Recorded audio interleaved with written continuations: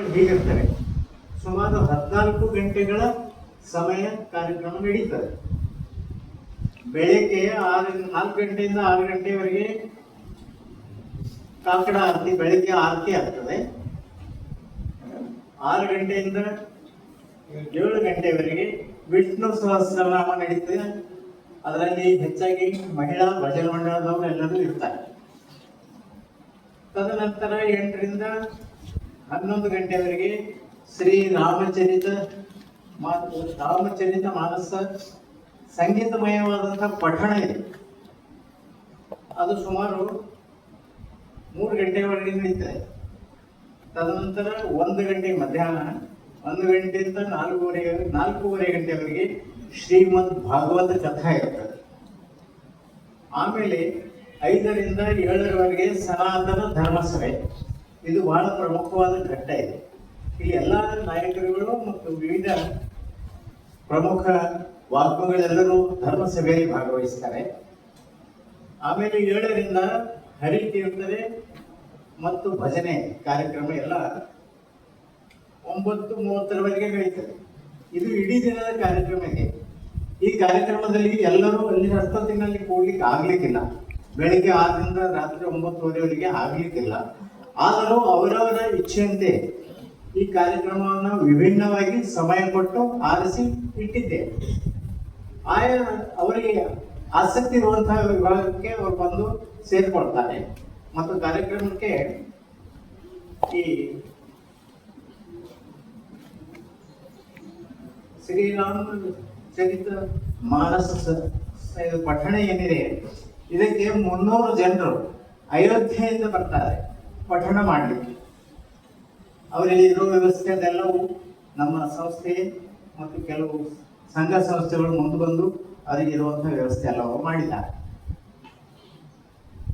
ಆ ಕಾರ್ಯಕ್ರಮಕ್ಕೆ ಬಲ್ಬೀರ್ ಸಿಂಗ್ ಜಿ ಅವರು ಕೈ ಜೋಡಿಸಿದ್ದಾರೆ. ಅವರಿಗೆ ಇರುವ ವ್ಯವಸ್ಥೆ ಮತ್ತು 2 ಹೊತ್ತಿನ ಊಟ ವ್ಯವಸ್ಥೆಯನ್ನು ಸಹಿತ ಅವರು ಮಾಡಿಕೊಟ್ಟಿದ್ದಾರೆ. ಹೀಗೆ ಹಲವಾರು ಸಂಘ ಸಂಸ್ಥೆಗಳು ಸೇರಿ ಈ ಕಾರ್ಯಕ್ರಮವನ್ನು ಮಾಡ್ತಾ ಇದ್ದೇವೆ.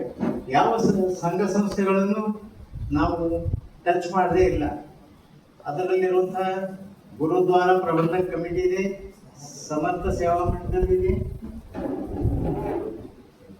ಅಗ್ರವಾಲ್ ಸಮಾಜ ಇದೆ, ಆರ್ಯ ಸಮಾಜ ಇದೆ, ರಾಜಸ್ಥಾನಿ ಸಮಾಜ ಇದೆ, ಕಚ್ ಕಡವಾ ಪಾಟೀದಾರ್ ಸಮಾಜ ಇದೆ, ಸತ್ಯಾನಂದ ಮಂದಿರ್ ಟ್ರಸ್ಟ್ ಇದೆ.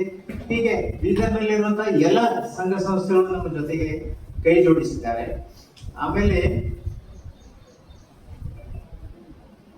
ಬೀದರ್ನ ಸಂತರು ಸಹಿತ ಎಲ್ಲರೂ ಕಾರ್ಯಕ್ರಮದಲ್ಲಿ ಭಾಗವಹಿಸಲಿದ್ದಾರೆ. ಬೀದರ್ನಲ್ಲಿರುವಂತಹ ಸುಮಾರು 44 ಮಠದ ಸಂತರು ಆ ಕಾರ್ಯಕ್ರಮಕ್ಕೆ ಒಂದೊಂದು ದಿವಸ 3-4 ಜನ ಹೀಗೆ ಬಂದು ಕಾರ್ಯಕ್ರಮವನ್ನು ವೀಕ್ಷಿಸಲಿದ್ದಾರೆ.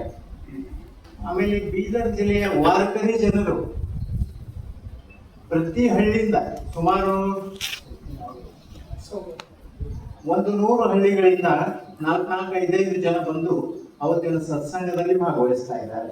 ಹೀಗೆ ಒಂದು ವಿಶಾಲವಾದಂತಹ ಕಾರ್ಯಕ್ರಮ, ಬಹಳ ದೊಡ್ಡದಾದಂತಹ ಕಾರ್ಯಕ್ರಮ, ಭವ್ಯವಾದಂತಹ ಕಾರ್ಯಕ್ರಮ ಮತ್ತು ಧರ್ಮದರ್ಶಿಯಾದಂತಹ ವಿಚಾರಗಳನ್ನು ಪ್ರಕಟ ಮಾಡೋದು, ಸನಾತನ ಧರ್ಮಕ್ಕೆ ಆಗಿರುವಂತಹ ತೊಂದರೆಗಳೇನು, ನಾವು ಏನು ಮಾಡಬೇಕು, ನಮ್ಮ ಕರ್ತವ್ಯಗಳೇನು, ರಾಷ್ಟ್ರಕ್ಕಾಗಿ ನಾವು ಏನಾದ್ರು ಮಾಡಬೇಕು ಅನ್ನುವಂಥ ಉದ್ದೇಶಗಳನ್ನು ತಿಳಿಸೋಕೋಸ್ಕರ ಇಡೀ ಸಮಾಜಕ್ಕೆ ಪರಿಕಲ್ಪನೆ ಕೊಡುವ ಸಲುವಾಗಿ ಧರ್ಮಸಭೆಯೇ ಈ ಕಾರ್ಯಕ್ರಮದಲ್ಲಿ ನಾವು ಇಟ್ಕೊಂಡಿದ್ದೀವಿ.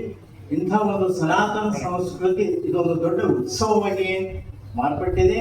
ಅದಕ್ಕಾಗಿ ನಾವು ಈ ಇಂಥ ಒಂದು ಉತ್ತಮವಾದಂತಹ ಕಾರ್ಯಕ್ರಮಕ್ಕೆ ಬೀದರ್ ಜನತೆ ಅಲ್ಲದೆ ಸುತ್ತಮುತ್ತಲಿನ ಎಲ್ಲ ಜನರು ಈ ಕಾರ್ಯಕ್ರಮದಲ್ಲಿ ಭಾಗವಹಿಸುವಂತೆ ತಾವು ಪ್ರಚಾರವನ್ನು ನೀಡಿ ನಮ್ಮ ಕಾರ್ಯಕ್ರಮಕ್ಕೆ ನಿಮ್ಮ ಸಹಯೋಗ ಬೇಕಾಗ್ತದೆ.